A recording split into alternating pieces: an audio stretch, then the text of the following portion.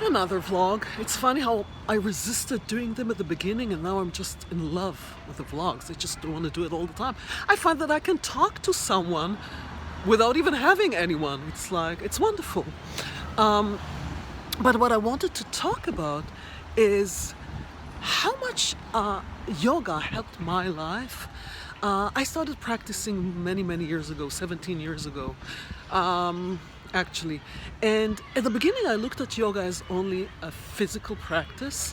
I come from a very physical background. I was a gymnast as a kid, and then I continued as an athlete. So for me, yoga was just another way of physical practice. I hated my first class. I hated it. I couldn't stand it. I couldn't wait for it to end. I hated the teacher. I think the teacher hated me. I mean, I know he hated me. Actually, it was she. She hated me. I couldn't wait for the class to be over. She couldn't wait for the class to be over and get rid of me.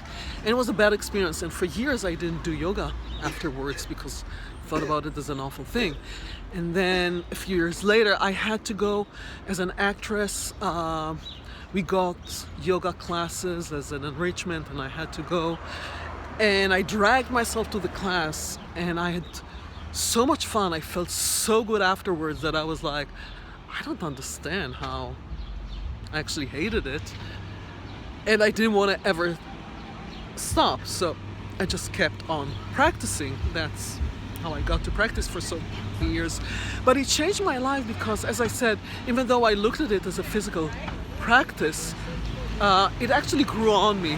And step by step, I felt how it makes me more focused and calmer. It helped me to achieve goals in my life and be able to tolerate and treat anxiety. And it just opened a whole window of possibilities for me, which is a big lesson how you can hate something at the beginning, but it actually because this is the thing that you need to do the most.